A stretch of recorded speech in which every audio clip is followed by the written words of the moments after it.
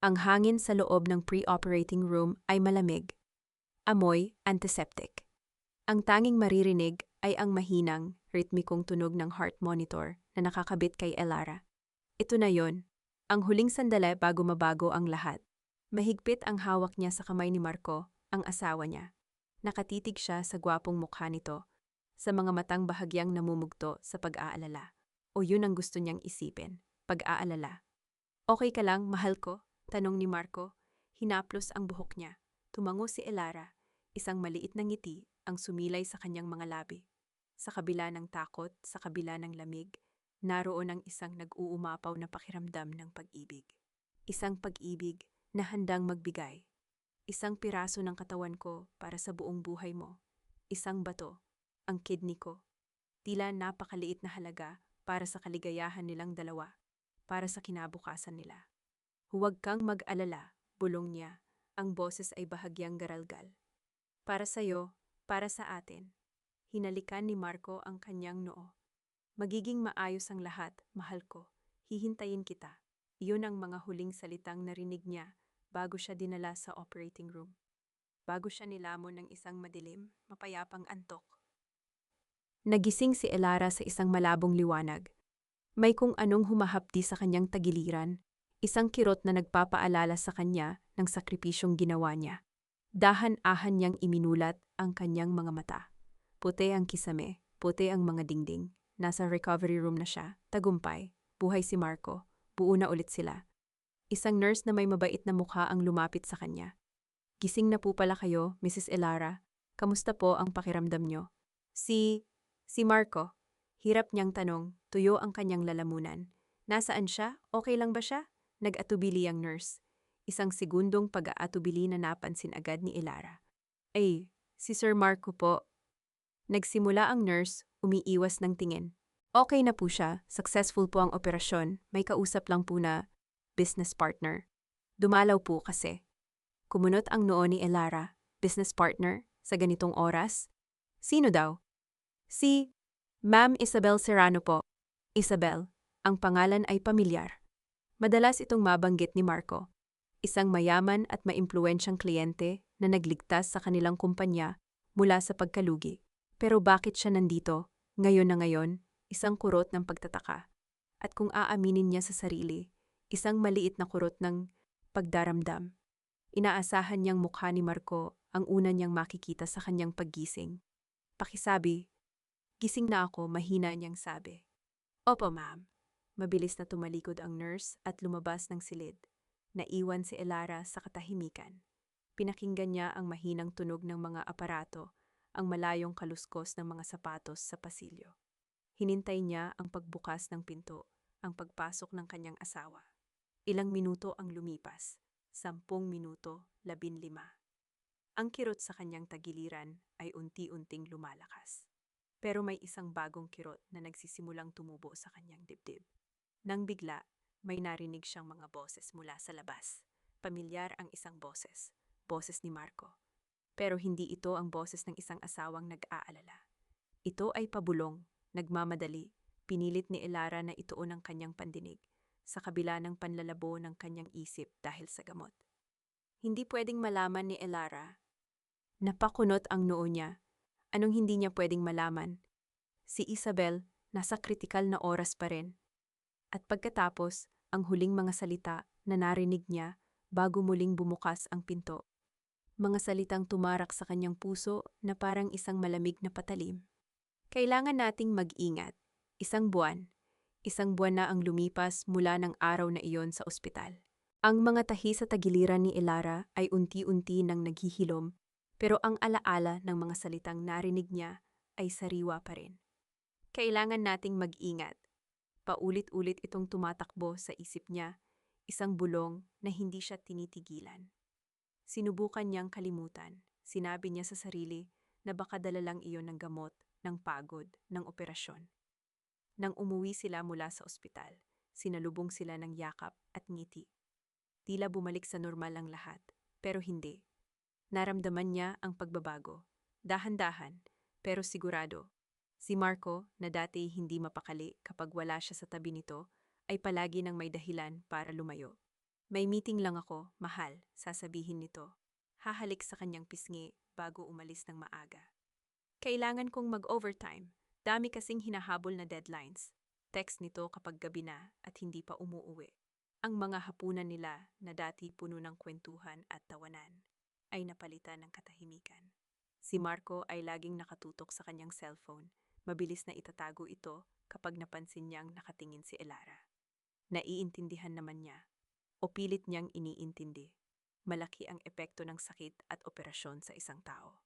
Baka kailangan lang ni Marco ng panahon. Baka stress lang sa trabaho. Ngunit ang pinakamasakit sa lahat ay ang hardin. Ang maliit nilang hardin sa likod bahay. Ito ang kanilang mundo. Noong bagong kasal sila, sabay nilang itinayo iyon mula sa wala. Si Elara ang nagtanim ng mga sampagita at rosal. Si Marco ang gumawa ng maliit na wooden bench. Doon sila nagkakape tuwing umaga. Nag-uusap tungkol sa kanilang mga pangarap. Aalagaan ko to, mahal, pangako ni Marco, noong nasa ospital pa si Elara. Pag-uwi mo, mas maganda pa ito. Ngunit ngayon, ang hardin ay larawan ng kapabayaan. Ang mga damo ay nagsisimula ng tumaas. Ang mga sampagita ay may mga tuyong dahon. Ang lupa ay bitak-bitak sa uhaw. Isang hapon, habang nakaupo siya sa sala at hinihintay ang pag-uwi ni Marco, tinipon ni Elara ang lahat ng lakas niya. Marco, malumanay niyang sabi pagpasok nito sa pinto. Yung hardin, baka kailangan na nating diligan. Tiningnan siya ni Marco, bakas sa mukha nito ang iritasyon. Elara, pagod ako. Pwede ba? Bukas na yan. Pero sabi mo, ano? Putol nito sa kanya. Ang boses ay tumaas. Anong gusto mong gawin ko? I'm trying to work hard for us para mabayaran lahat ng gastos sa ospital. Wala akong panahon para sa mga pesteng halaman na yan ngayon, natigilan si Elara. Pesteng halaman. Ganun na lang ba yun ngayon? Hindi na siya sumagot. Tumalikod na lang siya, tila isang malaking kamay ang sumasakal sa kanyang lalamunan. Pumasok siya sa kanilang kwarto at naupo sa gilid ng kama. Mula sa bintana, tanaw niya ang hardin na nilalamon ng dilim. Parang isang salamin. Isang salamin ng pag-ibig na dati puno ng buhay, pero ngayoy unti-unti nalalanta. Kinabukasan, lumabas siya. Kahit na kumikirot pa ang kanyang tahi, dahan-dahan siyang yumuko. Isa-isa niyang binunot ang mga damo. Ang bawat pagyuko ay isang maliit na sakripisyo, isang paalala ng mas malaking sakripisyong ginawa niya. Habang nagbubunot siya ng damo, naramdaman niya ang isang anino sa kanyang likuran. Anong ginagawa mo? Bawal ka pang magpagod ng husto. Boses iyon ni Doña Elvira, ang biyenan niya. Dumalaw ito nang hindi nagsasabi. Okay lang po ako, Mama. Kaunting damo lang naman po, sagot ni Elara.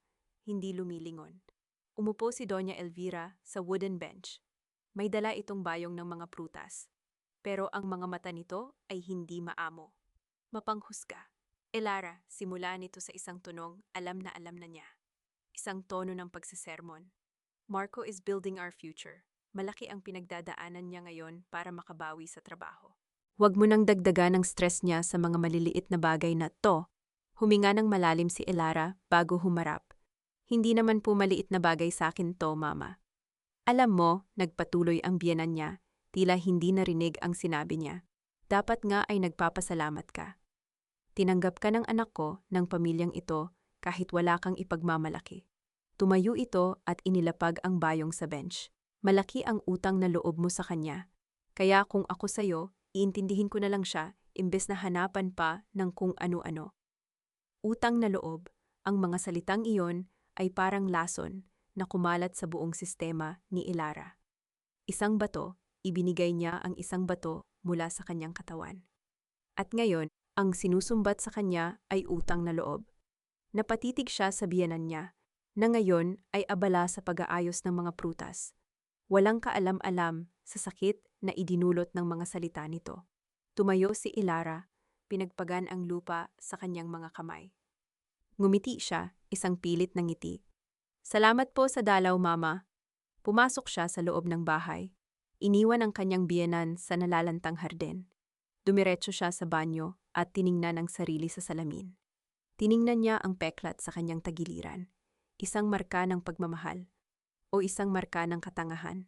May mga araw na sinusubukan ni Elara Napaniwalain ang sarili na normal ang lahat. Ngumingiti siya, nagluluto ng paboritong adobo ni Marco. Nagtatanong tungkol sa trabaho nito, pero ang normalidad ay isang manipes na kumot na may malaking butas sa gitna. At sa bawat araw na lumilipas, palaki ng palaki ang butas na iyon. Nagsimula ang lahat sa paglalaba. Isang Martes ng umaga, habang inihihiwalay niya ang puti sa decolor, napulot niya ang office shirt ni Marco mula sa hamper. Idiniretso niya ito, at isang kakaibang amoy ang sumalubong sa kanyang ilong. Hindi ito ang amoy ng pabango ni Marco. Kilalang-kilala niya ang amoy na iyon. Ito ay iba, mamahalin, matamis pero may halong something sharp. Pabango ng babae, tiniis niya ang kirot sa kanyang tagiliran at idinikit ang kwelyo ng damit sa kanyang ilong. Inamoy niya ulit. Walang duda, hindi ito ang kanyang pabango. Hindi rin ito ang amoy ng pabango ni Doña Elvira na amoy baby powder. Ito ay amoy ng ibang babae. Isang malamig na kuryente ang gumapang sa kanyang mga braso. Binitawan niya ang damit na para siyang napaso.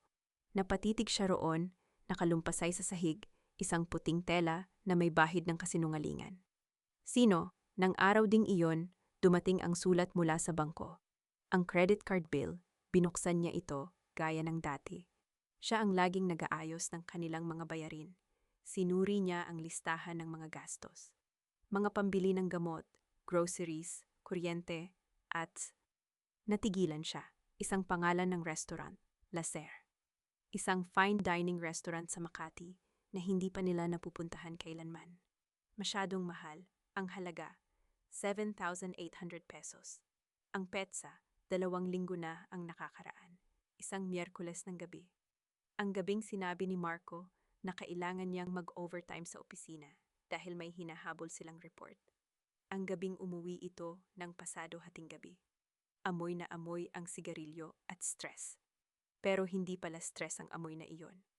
Amoy alak, amoy mamahaling pagkain, at amoy ng pabango ng ibang babae. Naramdaman ni Elara na umiikot ang kanyang paligid.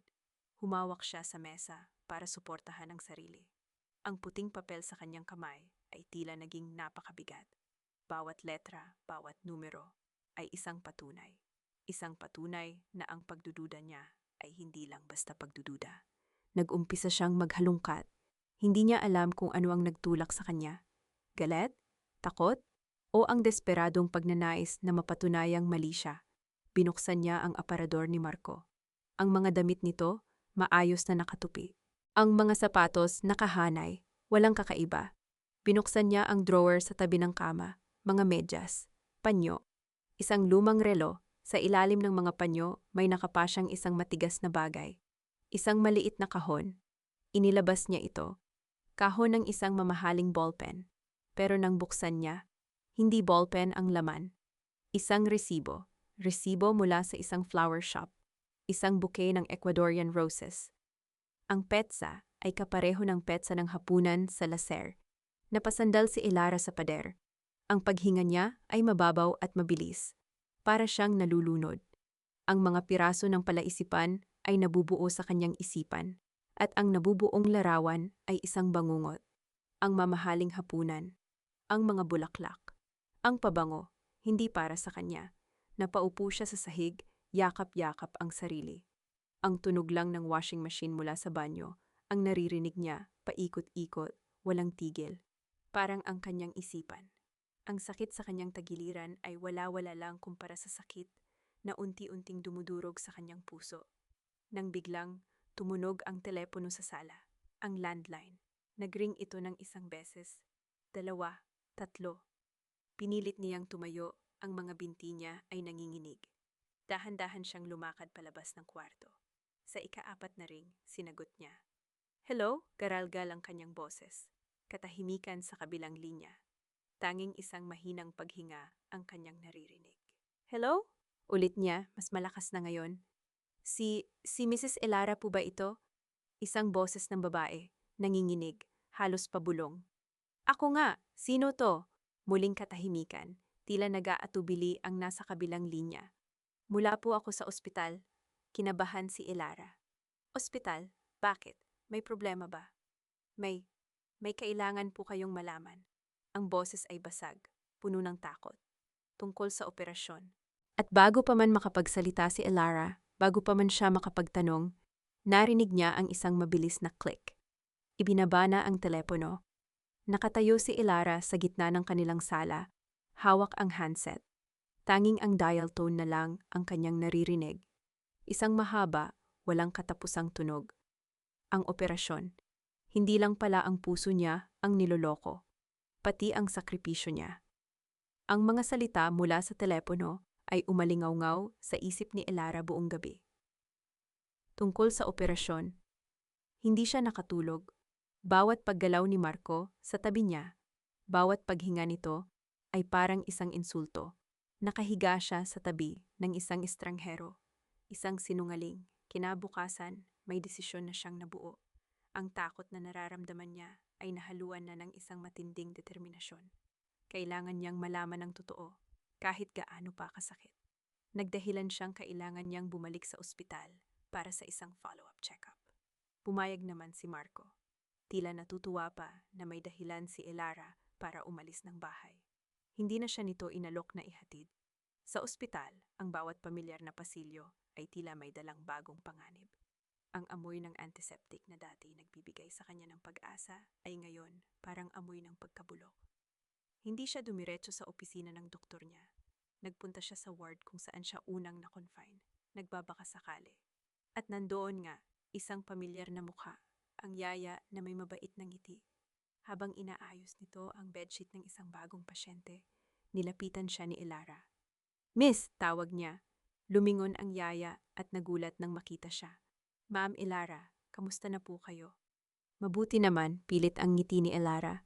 "Pwede ba kitang makausap sandali, yung pribado?" Ang pangalan pala nito ay Josie. Sa loob ng isang maliit at bakanteng consultation room, naupo sila. Kitang-kita ni Elara ang takot at kaba sa mga mata ni Ate Josie. Siya nga ang tumawag.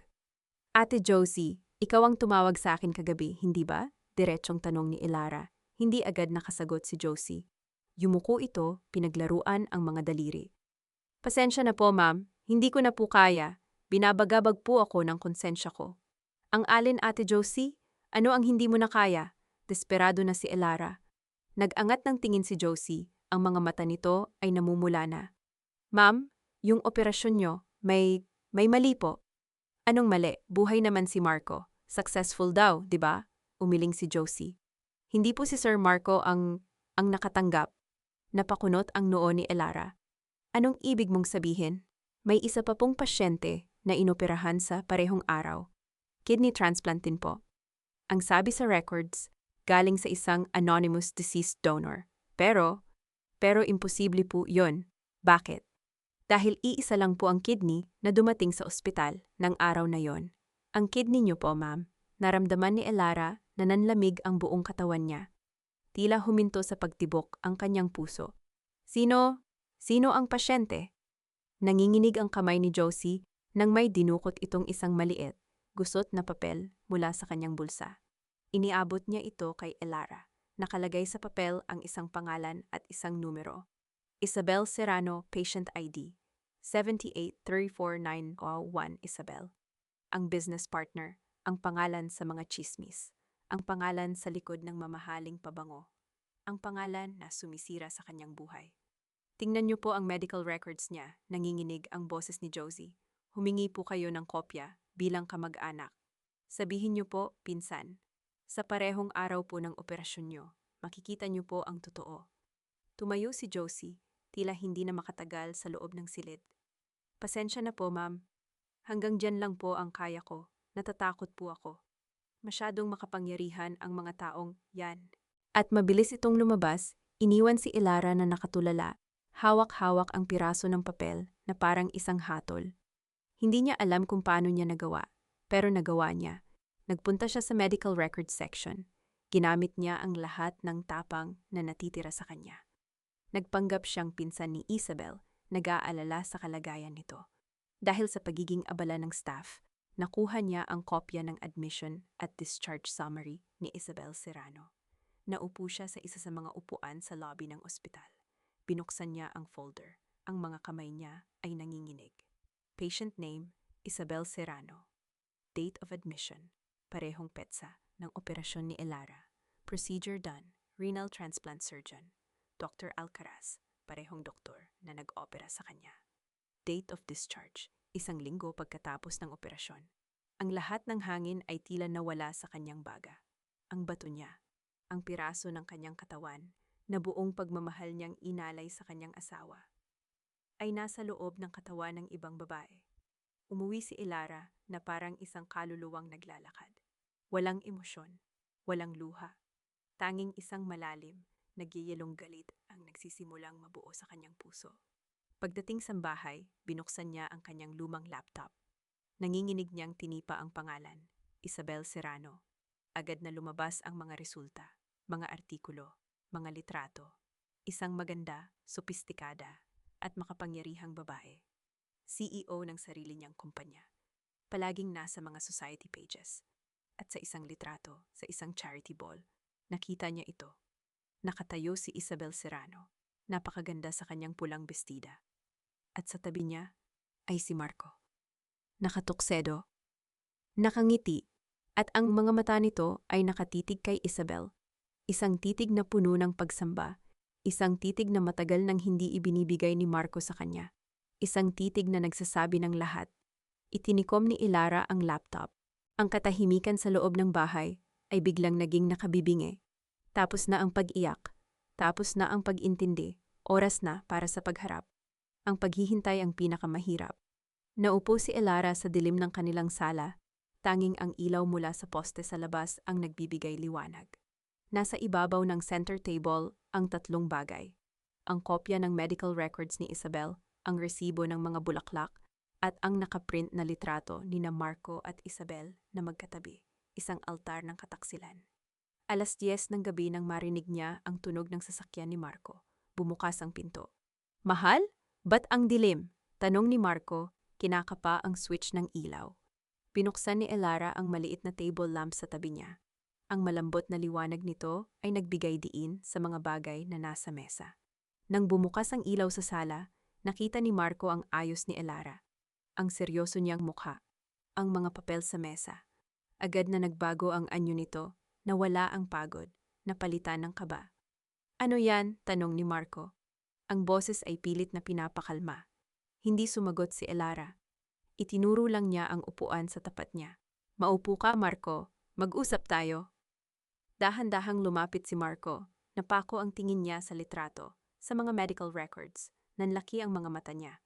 "Saan mo nakuha yan?" Naging matigas ang boses niya. "Hindi yan ang mahalaga," sagot ni Elara. Ang boses niya ay nakakagulat na kalmado, puno ng isang malamig na bigat. "Ang mahalaga ay ang sagot mo sa tanong ko." Huminga siya ng malalim. "Marco, ang kidney ko, nasaan?" Natigilan si Marco. Nag-iwas siya ng tingin. "Ano bang pinagsasasabi mo, Elara? Huwag ka ngang magsimula ng gulo, pagod ako." "Gulo?" Tumawa si Elara, isang tawang walang bahid ng saya. "Gusto mong malaman kung ano ang gulo, Marco? Ang gulo ay ang magising ako araw-araw na iniisip kung bakit ang asawa ko, na pinag-alayan ko ng isang piraso ng katawan ko, ay mas gugustuhin kausapin ang business partner niya kaysa samahan ako sa recovery room. That's unfair. Trabaho yon. Trabaho ba yung kumain kayo sa laser? Trabaho ba yung bibilhan mo siya ng Ecuadorian roses? Trabaho ba yung pabango niya na hanggang ngayon ay kumakapit pa rin sa mga damit mo?" Sunod-sunod na sabi ni Elara. Ang bawat salita ay parang isang bala. "Nagiging paranoid ka na, Elara," sigaw ni Marco, itinuturo ang mga papel. "Bunga lang yan ng selos mo. Gumagawa ka ng mga kwento sa isip mo." "Kwento ba to?" Itinuro ni Elara ang medical records. "Kwento ba na sa parehong araw na inoperahan ako, inoperahan din si Isabel Serrano para sa isang kidney transplant ng parehong doktor?" "Sagutin mo ako." Natahimik si Marco, na corner. Ang kanyang mukha ay namutla. Hindi totoo yan," sabi niya. Pero kahit siya ay hindi naniniwala sa sarili niyang mga salita. Sa puntong iyon, bumukas ang pinto ng kwarto sa likod. Si Doña Elvira. Nagising ito sa sigawan nila. "Anong kaguluhan ito?" tanong ng matanda. Kinukusot ang mga mata. Gabi na, ang mga kapitbahay. "Mama," agad na lumapit si Marco sa ina. na parang isang batang naghahanap ng kakampi. Si Elara, kung ano-ano na naman ang iniisip, sinasabi niyang niloloko ko raw siya. Tiningnan ni Doña Elvira si Elara nang may halong inis at awa. Hay naku, Elara, hindi ka pa ba tapos sa dramang yan? Sinabi ko na sa'yo, pagod ang anak ko. Hindi po ito drama, Mama, sabi ni Elara, tumatayo na. Ang panginginig ng kanyang mga kamay ay napalitan na ng kamao. Taksil ang anak ninyo, at hindi lang yan, manloloko, magnanakaw. Nanlaki ang mga mata ni Doña Elvira. How dare you, sa pamamahay ko pa? Tingnan ninyo. Sigaw ni Elara, itinuturo ang mga ebidensya. Tingnan ninyo ang patunay ng pagnanakaw ng anak ninyo. Ninakaw niya ang kidney ko at ibinigay sa kabit niya. Sumugod si Doña Elvira, hindi para tingnan ang mga papel, kundi para harapin si Elara. Wala kang utang na loob. Pagkatapos ka naming kupkupin, pagkatapos ng lahat ng ginawa ng anak ko para sa'yo, ito ang isusukli mo, isang kasinungalingan. Mama, tama na, awat ni Marco, pero halata ang ginhawa sa mukha nito na ang ina na niya ang lumalaban para sa kanya. Hindi, sigaw ni Doña Elvira. Baliw ka na yata, Elara. Baka epekto pa rin yan ng mga gamot mo. O baka naman ikaw ang may ibang lalaki, kaya ka gumagawa ng ganitong eskandalo para makipaghiwalay. Ang huling mga salita ay parang isang malakas na sampal sa mukha ni Elara. Ang lahat ng lakas niya ay biglang nawala. Napatingin siya kay Marco, naghahanap ng kahit katiting na pagtatanggol. Wala. Nakatayo lang si Marco sa likod ng kanyang ina. Nagtatago sa anino nito. Hinahayaan siyang durugin ng mga akusasyon. Sa sandaling iyon, naintindihan ni Elara. Hindi lang siya nag-iisa, siya ang kalaban. Dahan-dahan siyang yumuko at pinulot ang mga papel sa mesa. Walang salitang lumabas sa kanyang bibig. Inayos niya ang mga ito. Dumiretso siya sa kanilang kwarto at kinuha ang kanyang handbag. Saan ka pupunta? Tanong ni Marco. May bahid ng panik sa boses. Hindi lumingon si Elara. Nagpatuloy siya sa paglakad patungo sa pinto. Elara, binuksan niya ang pinto. Bago siya tuluyang lumabas, lumingon siya at tiningnan silang mag-ina, ang duwag at ang bulag na tagapagtanggol nito. May isang huling tanong na gusto niyang itanong.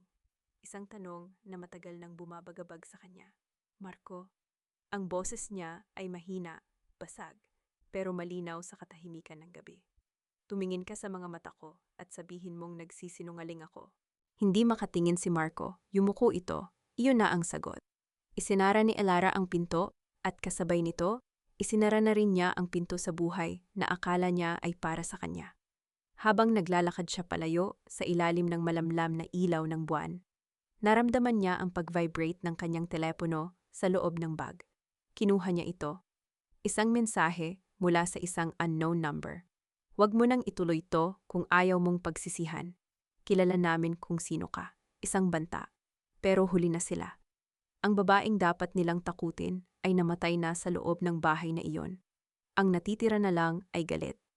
At isang nag-aapoy na pagnanais para sa hustisya. Walang direksyon ang mga paa ni Elara. Naglakad lang siya ng naglakad, palayo sa bahay na dati niyang tinawag na tahanan. Ang bawat hakbang ay isang pag-aaklas. Laban sa sakit, sa takot, at sa banta na nasa kanyang telepono. Natagpuan niya ang sarili sa isang 24-hour coffee shop. Umorder siya ng kape na hindi naman niya ininom. Nakatitig lang siya sa bintana. Pinagmamasdan ang iilang sasakyang dumaraan sa madaling araw. Saan siya pupunta? Ano ang gagawin niya? Nasa kanya ang katotohanan. Pero ang katotohanan ay parang isang bubog na hawak niya. Siya lang ang nasusugatan. Paano niya ito ipaglalaban laban sa kapangyarihan at pera ni na Marco at Isabel? Bigla, may naalala siyang isang pangalan, si Marisa. Isang dating kasamahan niya sa trabaho bago pa siya nag-asawa. Naikwento nito noon ang tungkol sa pinsan nitong abogado, isang babaeng matapang na lumalaban para sa mga naapi. Ginamit niya ang wifi ng coffee shop. Hinanap niya ang pangalan ni Marisa sa social media. Nag-message siya, nagbabakasakali. Makalipas ang isang oras na tila isang taon, tumunog ang kanyang telepono, si Marisa. Ikinuwento ni Elara ang lahat, ang bawat detalye, habang pinipigilan ang pag-agos ng kanyang mga luha. Sa kabilang linya, tanging pakikinig at paghinga lang ang sagot ni Marisa. Elara, I'm so sorry, sabi nito nang matapos siya. Pero kailangan mong lumaban. Bibigay ko sa'yo ang address ng pinsan ko. Puntahan mo siya bukas na bukas. Ang pangalan ng abogado, Attorney Lorna De Leon. Kinabukasan, dala ang folder ng mga ebidensya at ang bigat ng buong mundo sa kanyang mga balikat. Pinuntahan ni Elara ang maliit na law office sa Quezon City. Simple lang ang opisina, hindi magarbo, pero malinis at maayos. Isang babae na nasa mga late 40s ang sumalubong sa kanya. Nakasalamin, matalim ang mga mata, at may aurang hindi mo basta-basta mababali. Siya si Attorney Lorna. Mrs. Elara Santiago, tanong nito. Vargas na lang po, mabilis na sagot ni Elara, gamit ang kanyang pagkadalaga. Ayaw na niyang marinig ang apelidong iyon. Pinaupo siya ni Attorney Lorna. Tumawag sa akin si Marisa. She told me the general story. Now I want to hear it from you. Everything. At muling ikinuwento ni Elara ang lahat. This time, hindi na niya pinigilan ang kanyang mga luha. Hinayaan niyang umagos ang lahat ng sakit, ng galit, ng pagkabigo. Tahimik na nakinig si Attorney Lorna. Tinitingnan nito ang bawat piraso ng ebidensya na inilatag ni Elara sa mesa, ang medical records, ang resibo, ang litrato, ang text message. Nang matapos si Elara, huminga ng malalim ang abogada. Grabe, iyon lang ang sinabi nito, pero sa isang salitang iyon, naramdaman ni Elara ang bigat ng pag-unawa. What they did to you is not just immoral, it's criminal. Illegal organ trafficking, falsification of public documents, medical malpractice. And that's just the beginning. Matutulungan niyo po ba ako? Tanong ni Elara. Ang boses ay puno ng pagsusumamo. Tumingin sa kanya si Attorney Lorna, ang mga mata nito ay seryoso at direkta. Tatanggapin ko ang kaso mo, Elara, pero kailangan mong malaman, this will be a war. Kinuha nito ang telepono at may tinawagan. Check mo ang background ni Isabel Serrano, CEO ng Serrano Holdings. Yes, the big one. And her business partner, Marco Santiago. I want everything. Ibinalik nito ang tingin kay Elara. Isabel Serrano is a powerful woman. Marami siyang koneksyon, marami siyang pera. Susubukan kanilang sirain. Dudumihan ang pangalan mo. Gagamitin nila ang lahat para palabasin na ikaw ang masama, na ikaw ang sinungaling. May takot na kumislap sa mga mata ni Elara. Pero mas nangingibabaw ang determinasyon. Handa na po ako. Ngumiti si Attorney Lorna, isang maliit, matigas na ngiti. Good, because I don't like losing. Sa unang pagkakataon sa loob ng maraming linggo, nakaramdam si Elara ng isang maliit na sinag ng pag-asa. May kakampi na siya, may lalaban para sa kanya. Hindi ka nag-iisa sa laban na to, sabi ng abogada, na tila nabasa ang kanyang iniisip. Inabutan siya nito ng isang baso ng maligamgam na tubig. Ang unang hakbang ay kumuha tayo ng testimonya mula sa nurse na tumawag sa'yo. Siya ang susi. Tumango si Elara, nagpapasalamat. Tumayo na siya para magpaalam. Habang naglalakad siya palabas ng gusali, gumaan ang kanyang pakiramdam. Tila nabawasan kahit paano ang bigat na kanyang dinadala. Mayroon ng plano, mayroon ng simula. Paglabas niya sa kalsada, nag-aabang siya ng masasakyan. Isang itim, makintab na sasakyan ang huminto sa tapat ng kabilang kalsada. Isang mamahaling kotse, bumaba ang bintana sa backseat. At nakita niya ito, si Isabel Serrano.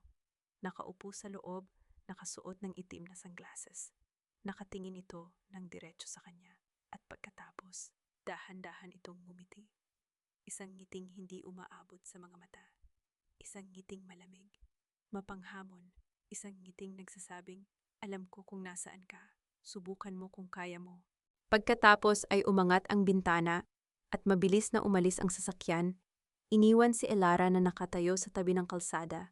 Ang bagong sibol niyang pag-asa ay biglang nilukob ng isang madilim at nakakatakot na anino. Nagsisimula pa lang ang giyera at ang kalaban niya ay nagpakita na. Ang ngiti ni Isabel ay naging isang bangungot na humabol kay Elara. Malinaw ang mensahe. Pinagmamasdan siya. Alam ng kalaban ang bawat galaw niya. Nakatira ngayon si Elara sa isang maliit na apartment na tinulungan siyang hanapin ni Attorney Lorna. Ligtas, pero parang isang kulungan. Bawat tunog sa labas, bawat hindi pamilyar na mukha ay nagdudulot sa kanya ng kaba. Ang unang plano nila ay kunin ang opisyal na salaysay ni Ate Josie. Pero bago pa man nila magawa iyon, nagsimula na ang kontra-atake. Nagsimula ito sa mga simpleng text messages mula sa mga dati niyang kaibigan. Mars, totoo ba yung chismis na nahuli ka raw ni Marco na may kalaguyo?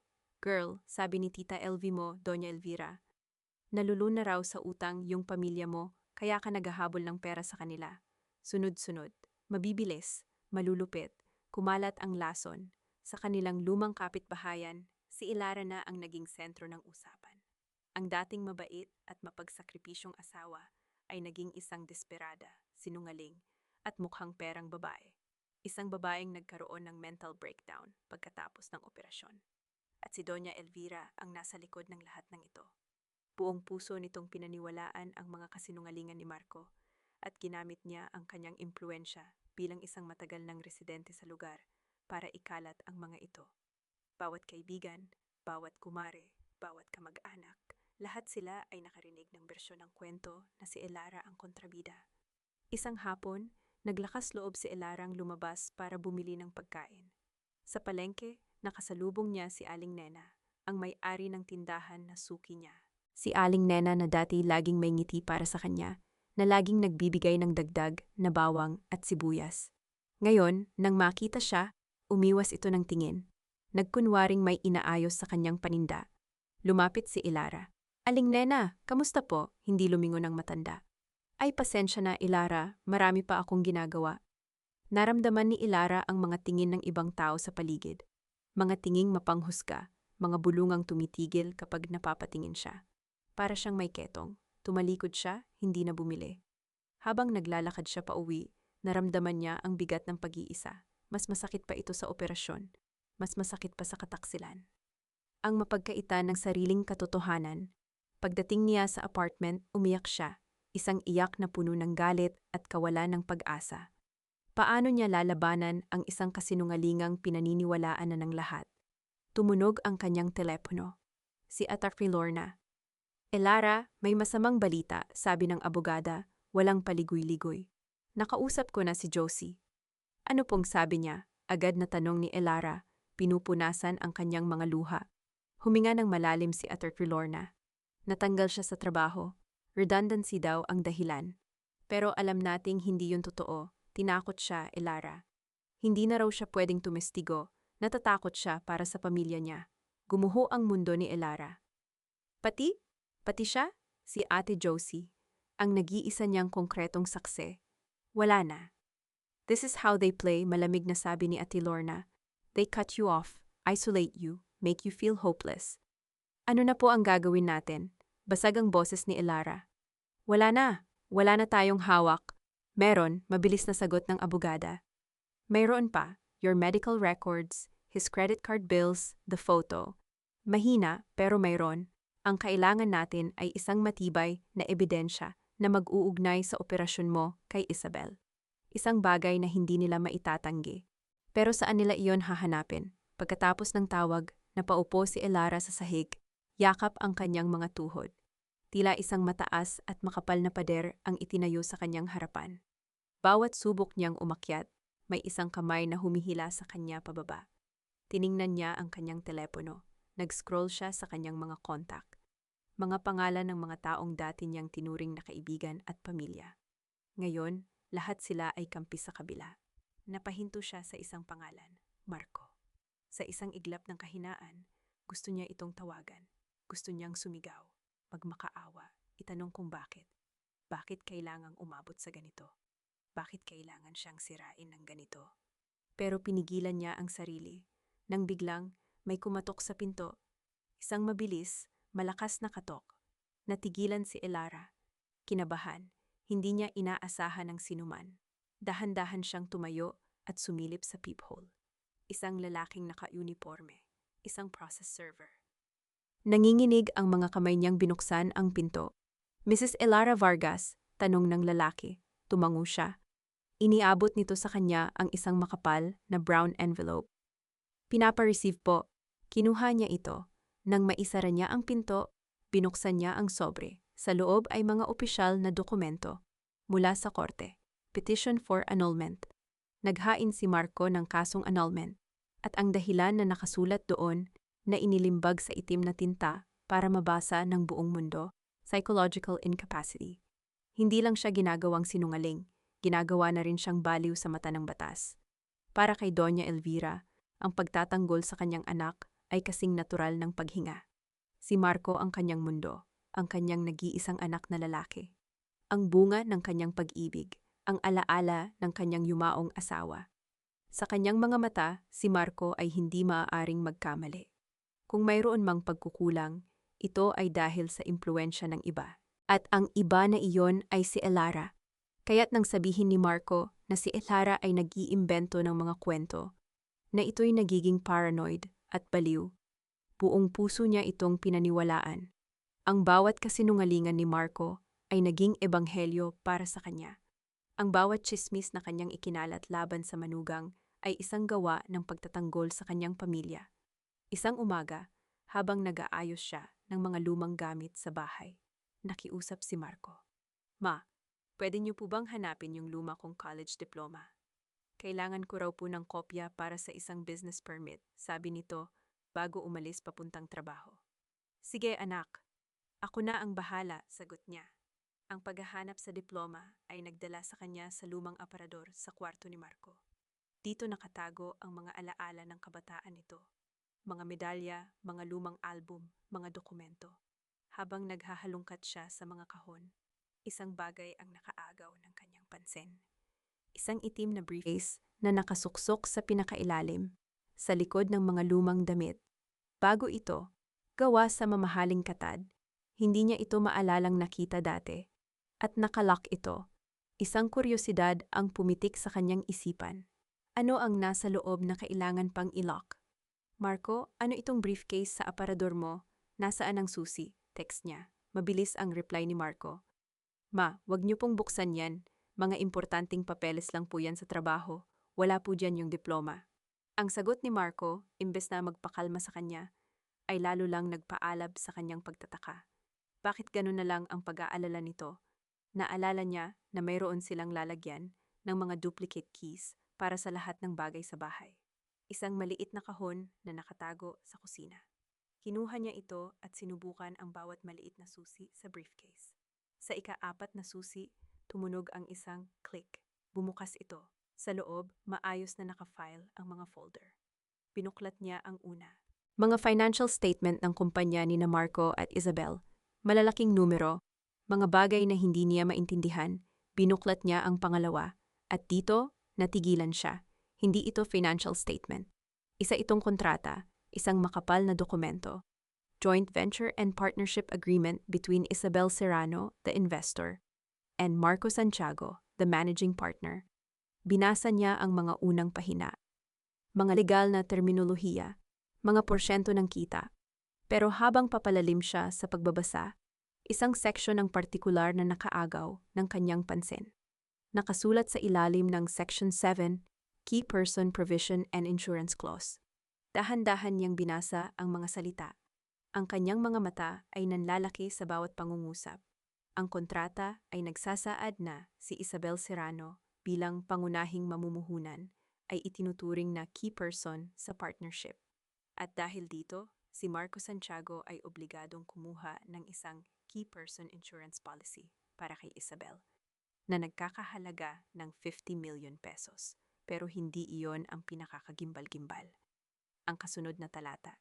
In the event of the key persons, Isabel Serrano, demise, due to any pre-existing or newly acquired critical illness, including but not limited to renal failure, all shares, assets, and ownership of the managing partner, Marco Santiago, in the joint venture, shall be deemed null and void and will be forfeited.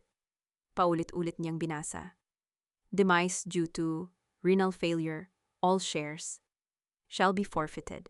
Ang ibig sabihin, kung namatay si Isabel dahil sa sakit nito sa bato, mawawala kay Marco ang lahat. Ang kumpanya, ang pera, ang posisyon, ang lahat ng pinaghirapan nito. Ang lahat ng ibinuhos ni Isabel dito. Biglang nag-rewind ang lahat sa isip ni Doña Elvira. Ang mga sinabi ni Elara.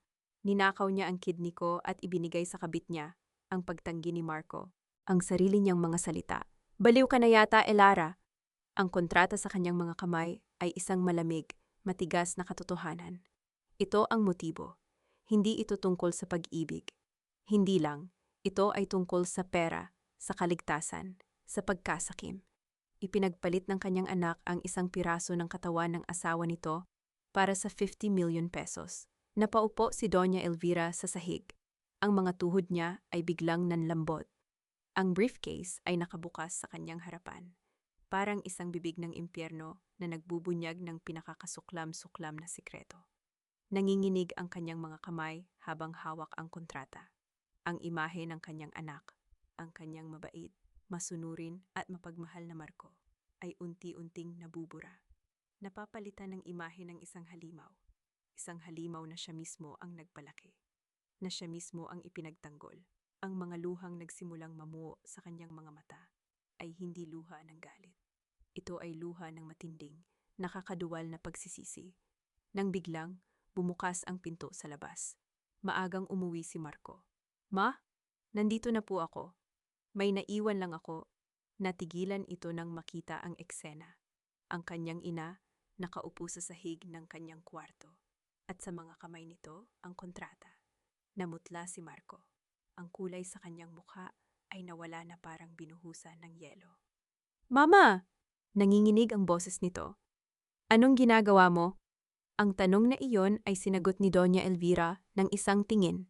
Isang tingin na puno ng sakit, ng pagkasuklam, at ng isang nabasag na puso ng isang ina. Ang kastilyo ng kasinungalingan na kanilang itinayo ay nagsisimula ng gumuho. At si Doña Elvira ay nasa mismong sentro nito. Ang katahimikan sa loob ng kwarto ay mabigat. Nakakabingi. Tanging ang maririnig ay ang mabilis at mababaw na paghinga ni Marco. "Mama, let me explain." Nagsimula si Marco, dahan-dahang lumalapit, na parang isang hayop na nasukol. Itinaas ni Doña Elvira ang kanyang kamay, isang senyas na huminto ito. Ang mga mata niya, na dati puno ng pagmamahal na walang kondisyon, ay ngayon puno ng isang malamig na apoy. "Explain?" Ang boses niya ay mahina, ngunit may talim. "Ipaliwanag mo kung paano mo nagawang ipagkanulo ang asawa mo, ang babaeng nagbigay sa iyo ng isang piraso ng katawan niya para mabuhay ka."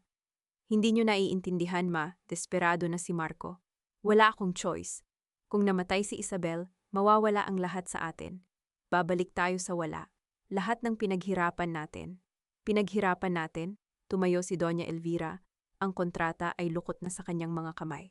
"Hindi natin, Marco. Pinaghirapan mo ba talaga iyan? O ibinigay lang sa'yo ng babaeng yan kapalit ng, ng kaluluwa mo?" "Ginawa ko to para sa pamilya, para sa inyo, ma." Sigaw ni Marco, ang mga luha ay nagsisimula ng mamuo sa kanyang mga mata. Mga luha ng awa sa sarili. Sumampal si Doña Elvira. Isang malakas, mabilis na sampal na umalingaw-ngaw sa buong silid. Natigilan si Marco, hawak ang namumulang pisngi. Hindi niya inaasahan. Kahit kailan, hindi siya pinagbuhatan ng kamay ng kanyang ina. Nanginginig ang kamay ni Doña Elvira na ipinampalo niya. Tila nagulat din siya sa sarili niyang ginawa. Pero ang sakit sa kanyang palad ay walang-wala kumpara sa sakit na dumudurog sa kanyang dibdib. "Para sa pamilya," ulit niya, ang boses ay basag na, sa pagpipigil ng hikbi. "Anong pamilya ang sinasabi mo, Marco? Ang pamilyang itinayo mo sa pundasyon ng kasinungalingan. Ang pamilyang sinira mo noong oras na pumayag kang gamitin ang asawa mo na parang isang hayop na kakatayin para sa parte ng katawan. Hindi ganun yon. Hindi. Nakita ko ang kontrata. Nakita ko ang mga numero. Ang buhay ng asawa mo, ang sakripisyo niya, tinumbasan mo ng pera, pinagpalit mo sa isang kumpanya. Saan ako nagkamali sa pagpapalaki sa iyo, Marco? Ito ba ang itinuro ko? Ito ba ang ipapamana sa iyo ng ama mo?" Bawat salita ni Doña Elvira ay isang suntok na mas matindi pa sa sampal. Walang maisagot si Marco. Napaluhod siya sa sahig, ang kanyang pagkalalaki ay tuluyan ng gumuho. "Patawarin niyo ako, ma, patawad," sabi niya sa gitna ng kanyang mga hikbi. "Natakot ako, si Isabel, makapangyarihan siya. Hawak niya ako sa leeg. Kung hindi ako pumayag, sisirain niya ako, sisirain niya tayo." Ito na, ang buong katotohanan. Isang pingakuan ng kahinaan, ng kaduwagan, ng kasakiman. Umiling-iling si Doña Elvira. Ang mga luha ay malaya ng dumadaloy sa kanyang pisngi. Ang galit ay napalitan ng isang malalim, nakakapanghinang awa. Ang takot mo kay Isabel ay mas matimbang kaysa sa pagmamahal mo kay Elara. Mas matimbang kaysa sa konsensya mo. Mas matimbang kaysa sa dangal ng pamilyang ito. Tumalikod siya, hindi na niya kayang tingnan ang itsura ng nagmamakaawang anak. Tapos na tayo, Marco. Tapos na. Ma, wag po. Pagmamakaawa ni Marco. Gumagapang para abutin ang laylayan ng duster ng ina. Tulungan niyo po ako. Itago natin to. Pamilya tayo, di ba? Nagkakamali ang lahat. Humarap si Doña Elvira at sa huling pagkakataon, tiningnan niya ang anak. Wala na ang galit, wala na ang awa. Tanging isang nakakapangilabot na kawalan. Hindi na kita kilala, bulong niya. At iniwan niya si Marco na nakaluhod at umiiyak sa gitna ng silid. Napapaligiran ng mga piraso ng kanilang nasirang pamilya. Ang hindi nila alam, ang bawat sigaw, ang bawat sampal, ang bawat salitang binitiwan sa loob ng kwartong iyon ay narinig. Sa sala, nakatayo si Cynthia, ang kanilang pinsan na dumalaw sana para maghatid ng ulam. Natigilan siya sa may pinto nang marinig ang pagtataas ng boses. At narinig niya ang lahat. Ang tungkol sa kidney, ang kontrata, ang pag-amin ni Marco. Dahan-dahan, na parang isang magnanakaw, umatras si Cynthia. Tahimik niyang binuksan ang pinto at lumabas ng bahay, dala-dala ang isang sikretong kayang magpabagsak sa buong pamilya.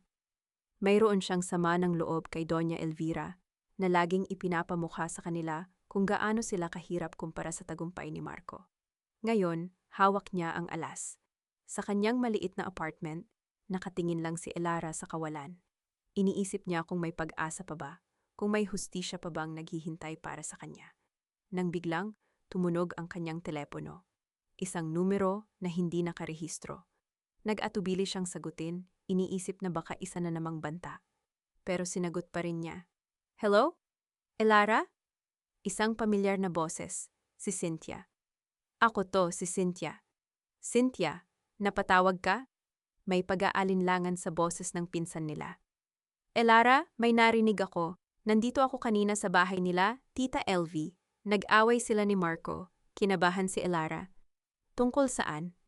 Tungkol sa'yo, sabi ni Cynthia, at pagkatapos ay ibinulong na parang isang sikreto. Elara, kailangan mong malaman. Tungkol ito sa isang kontrata. Ang salitang kontrata ay parang isang susi na nagbukas ng isang bagong pinto para sa kaso ni Elara. This is it, sabi ni Ate Lorna sa telepono. Ang boses ay puno ng bagong sigla. Ito na ang hinahanap nating motibo. Isang solidong ebidensya na hindi nila pwedeng i-deny. Elara, kailangan nating makuha ang kontratang yan. Ngunit paano? Nagplano sila. Sa tulong ng impormasyon mula kay Cynthia tungkol sa kumpanya at posibleng lokasyon ng mga dokumento, naghain si Attorney Lorna ng isang ex parte motion for a subpoena duces tecum sa korte. Isang legal na utos na pwersahing ilabas ang isang partikular na dokumento. Dahil sa bigat ng mga akusasyon at sa paunang ebidensya na hawak nila, pinagbigyan ito ng hukom. Isang umaga, habang nasa meeting si Marco, dumating ang mga kinatawa ng korte sa opisina niya. Bitbit ang isang search warrant na nagpapahintulot sa kanila na kunin ang lahat ng dokumentong may kinalaman sa partnership nila ni Isabel Serrano. Gumuho ang mundo ni Marco. Sinubukan niyang tawagan si Isabel, ang kanyang mga abogado, ngunit huli na ang lahat. Nakuha ng korte ang orihinal na kopya ng kontrata mula sa vault ng opisina. Ang huling baraha ay nasa kamay na Nina Elara. Habang nangyayari ang lahat ng ito, may sariling digmaang nilalabanan si Ate Josie. Mula nang matanggal siya sa trabaho, naging mahirap ang buhay. Ang takot na itinanim sa kanya ni Isabel ay malalim. Ngunit mas malalim ang pagkakonsensya na bumabagabag sa kanya gabi-gabi. Isang gabi, habang pinagmamasdan niya ang kanyang natutulog na anak na may hika, isang realisasyon ang tumama sa kanya. Paano niya ituturo sa kanyang anak na maging matapang kung siya mismo ay isang duwag? Paano niya ipaglalaban ang kapakanan nito kung hahayaan niyang manalo ang kasamaan dahil lang sa takot? Kinaumagahan, tinawagan niya si Elara. Ma'am Elara, sabi niya, ang boses ay nanginginig ngunit desidido. Gusto ko pong tumestigo.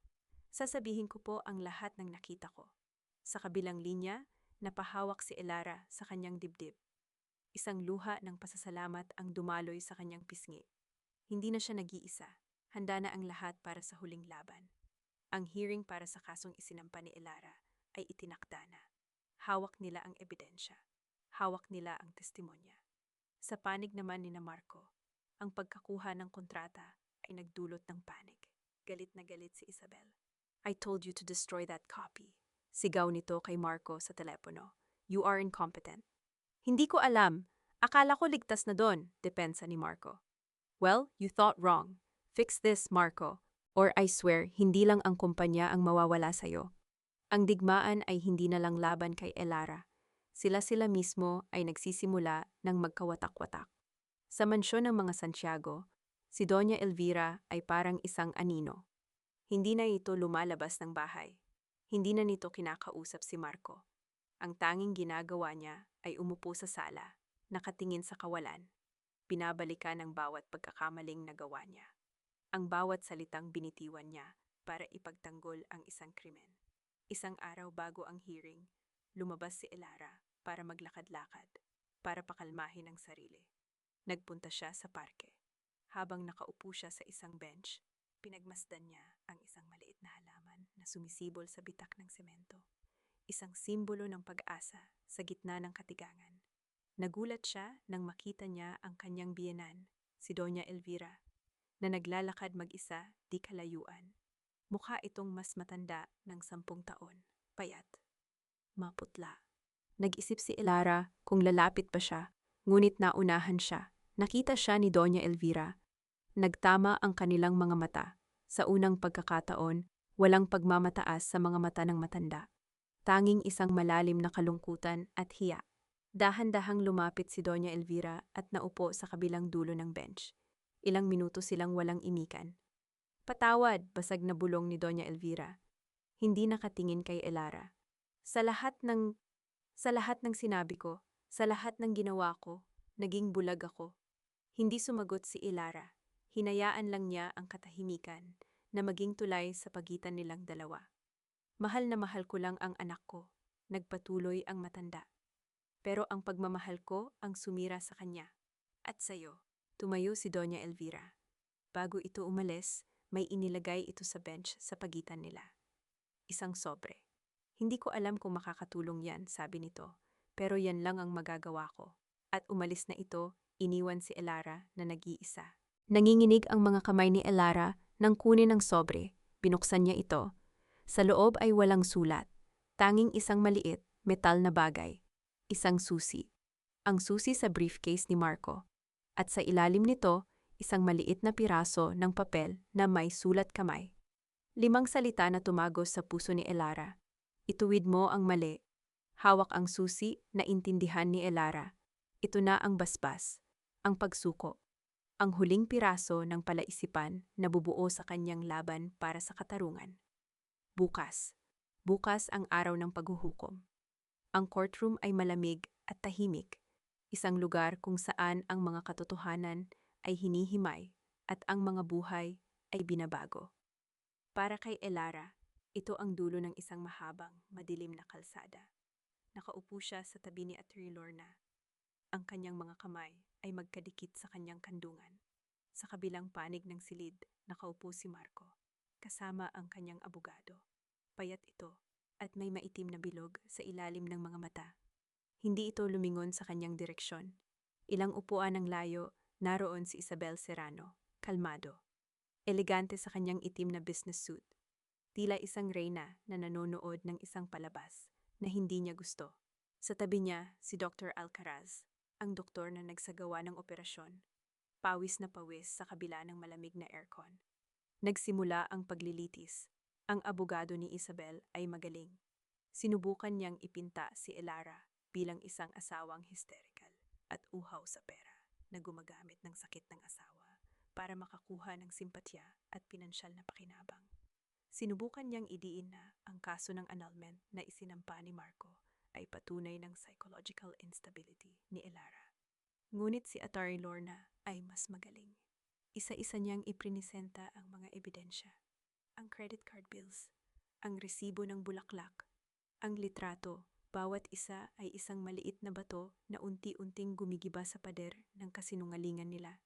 Pagkatapos, tinawag niya sa witness stand si Ate Josie. Nanginginig si Josie sa simula.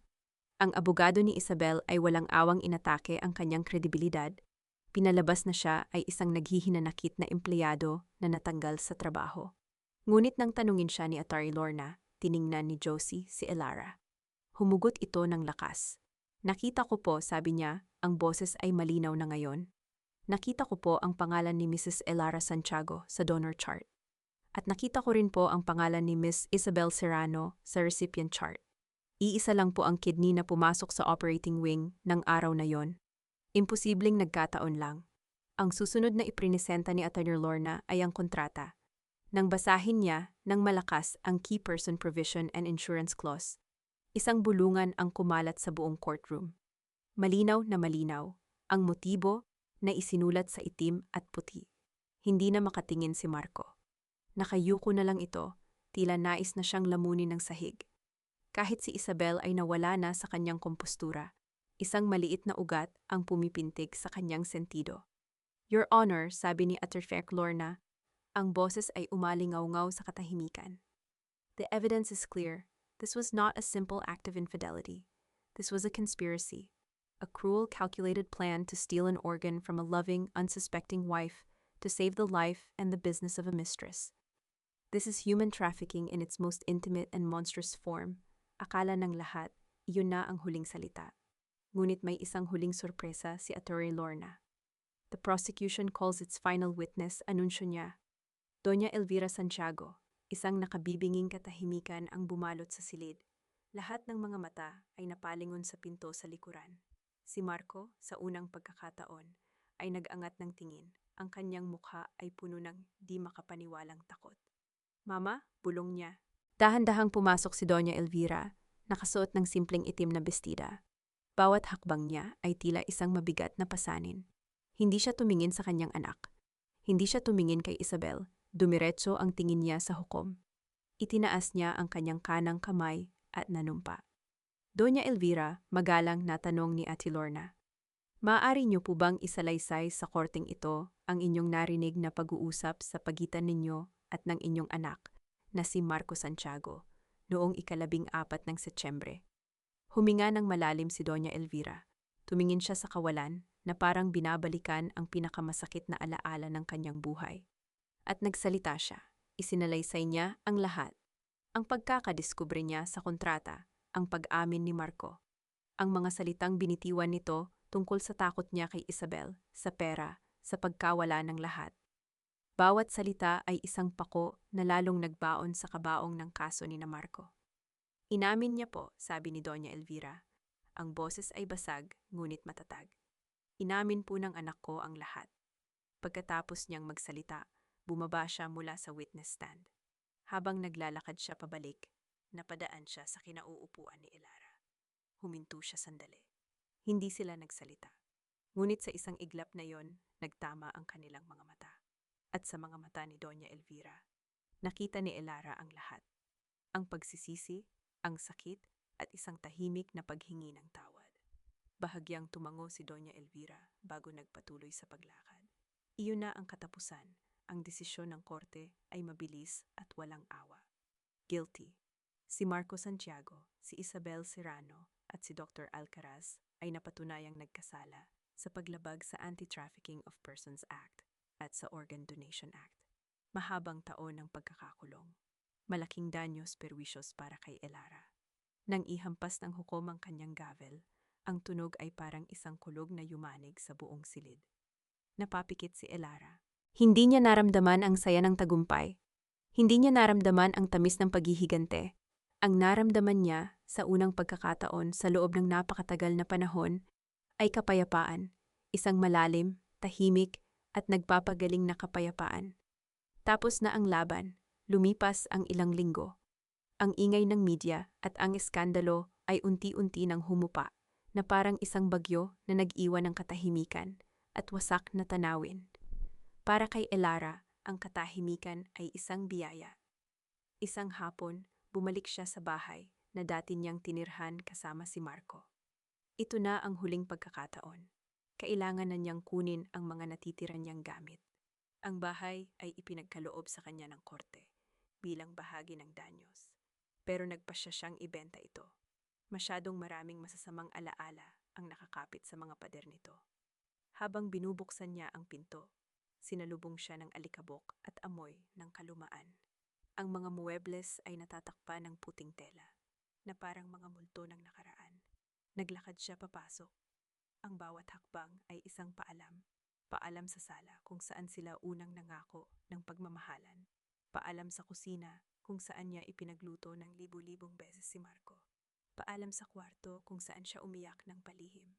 Kinuha niya ang isang maleta at nagsimulang mag-impake. Hindi marami ang kanyang kinuha, mga damit lang niya, ilang libro, at ang mga lumang litrato ng kanyang mga magulang. Ang lahat ng bagay na may alaala ni Marco, mga regalo, mga picture frame, ay iniwan niya. Hindi na niya kailangan ang mga iyon. Nang matapos siya, isa na lang ang natitira. Ang hardin. Lumabas siya sa likod bahay. Ang hardin ay mas malala pa kaysa dati. Halos puro talahib na. Ang wooden bench na gawa ni Marco ay nababakbak na ang pintura. Isang larawan ng tuluyang pagkasira. Ngunit sa gitna ng lahat ng iyon, napansin niya ang isang bagay. Sa isang sulok sa tabi ng isang tuyot na sampagita, may isang maliit na halaman na tumutubo. Isang ligaw na halaman na may maliliit na berdeng dahon. Nabuhay ito sa kabila ng kapabayaan, sa kabila ng lahat. Ngumiti si Elara, isang tunay na ngiti. Kumuha siya ng maliit na pala at isang paso. Maingat niyang hinukay ang halaman, sinisigurong hindi mapuputol ang mga ugat nito. Inilipat niya ito sa paso. Dadalhin niya ito.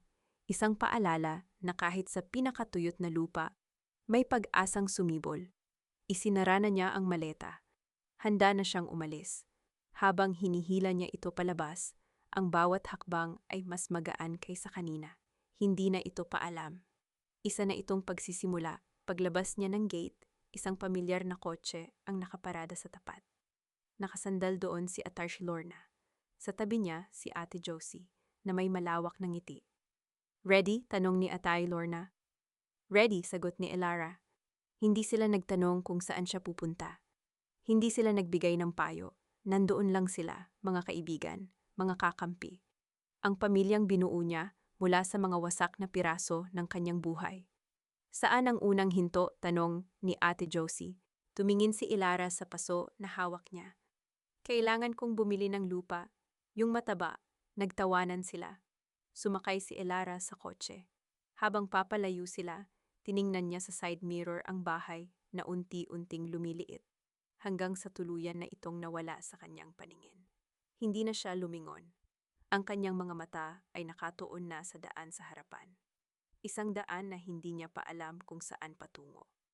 Pero sa unang pagkakataon, hindi siya natatakot. Dahil ang daan na iyon ay sa kanya na. Siya na ang may hawak ng manibela. Huminga siya ng malalim.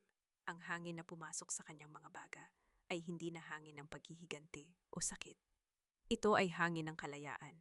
Isang taon ang lumipas. Ang hangin sa tabing dagat ay may dalang alat at amoy ng kape. Isang maliit na coffee shop ang nakatayo malapit sa dalampasigan. Ang pangalan na nakapinta sa isang piraso ng driftwood ay Bagong Umaga. Sa loob, abala ang lahat. Ang mga mesa na gawa sa kawayan ay puno ng mga lokal at turista. Ang dingding ay pinalamutian ng mga litrato ng pagsikat ng araw. Sa isang sulok, isang maliit na bookshelf ang puno ng mga librong pwedeng basahin. Ang buong lugar ay may aura ng kapayapaan at init. Sa likod ng counter, isang babae ang ekspertong nagtitimpla ng latte. Ang kanyang buhok ay nakatali sa isang magulong bun at mayroon siyang maliit na mansa ng tsokolate sa kanyang pisngi. Ngumingiti siya habang iniaabot ang tasa sa isang customer. Siya si Elara. "Ate Elara, order po ng 2 cappuccino," sigaw ni Josie mula sa kusina, kung saan ito ang reyna ng mga pastry. "Coming right up," masayang sagot ni Elara. Ang pera mula sa pagkakabenta ng bahay at ang danyos na nakuha niya ay ginamit niya para itayo ang pangarap na ito. Isang lugar na kanya. Isang lugar kung saan siya ang nagpapatubo, hindi siya ang binubunot. Sa labas ng coffee shop, may isang maliit na hardin. Hindi ito magarbo, pero puno ito ng buhay. May mga sampagita, gumamela at iba't ibang uri ng herbs. Sa pinakagitna, nakatanim sa lupa, ay ang halaman na dati nasa paso. Ngayon, malago na ito at may maliliit na puting bulaklak. Ang kanyang halaman ng pag-asa. Minsan, may mga balitang nakakarating sa kanya. Si Marco, pagkatapos ng ilang buwan sa kulungan, ay sinubukan daw mag-apela. Nabigo. Si Isabel, gamit ang kanyang pera, ay nakakuha ng mas magaan na sitwasyon. Pero ang kanyang pangalan at kumpanya ay tuluyan ng nasira. Si Doña Elvira, narinig niya, ay namumuhay ng simple sa probinsya, malayo sa lahat ng gulo. Hindi na sila nag-usap muli pagkatapos ng paglilitis. Pero minsan, sa isip ni Ilara, ipinagdarasal niya na sana ay mahanap din nito ang kapayapaan. Pero ang mga iyon ay mga anino na lang ng nakaraan. Ang kanyang mundo ngayon ay ang amoy ng kape, ang tunog ng alon, at ang tawa ni Josie. Isang hapon, habang nagpupunas siya ng mesa, isang customer, isang babaeng turista na may hawak na kamera, ang lumapit sa kanya. "Excuse me," sabi ng babae. "I love the name of your shop. New Morning. Is there a story behind it?" Napatingin si Elara sa labas, sa dagat kung saan ang araw ay unti-unti ng lumulubog. Nagiiwan ng kulay kahel at rosas sa kalangitan. Ngumiti siya, isang ngiting totoo, payapa at buo. "Dahil palaging may bagong umaga," sagot niya, kahit gaano pa kadilim ang gabi. At dito nagtatapos ang kwento ng muling pagsibol ni Elara. Mula sa kaibuturan ng aking puso, maraming salamat sa iyo, aming mahal na tagapakinig, sa iyong paglalakbay kasama si Elara hanggang sa huling sandali. Habang isinusulat ko ang kwentong ito, hindi ko maiwasang hindi maramdaman ang bigat sa bawat salita, lalo na sa tagpo ng paghaharap ng maginang si Doña Elvira at Marco. May mga kwento talagang isinusulat hindi lang ng tinta, kundi ng piraso rin ng ating damdamin. Ang istoryang ito ay hango sa isang inspirasyong malapit sa aking puso. Isang paalala na ang tunay na lakas ay hindi nasusukat sa kung gaano karami ang kaya nating ibigay, kundi sa kung paano tayo bumabangon matapos kunan ng lahat. Sapagkat tulad ng isang buto, ang pag-asa ay kayang sumibol kahit sa pinakamatigas na lupa. Ang bawat isa sa atin ay may sariling hardin na kailangang alagaan. Ngunit may iwan ko sa inyo ang isang tanong. Kung ikaw si Elara, sapat na ba ang ginawa ni Doña Elvira sa huli upang mapatawad siya? Ano ang inyong saloobin? Ibahagi ninyo ang inyong mga komento sa ibaba. Nais kong marinig ang tinig ng bawat isa sa inyo. At kung ang kwentong ito ay sumagi sa inyong puso, huwag kalimutang i-like at i-share ang video na ito. Ang kwento ay isinulat ni Kwentong Puso.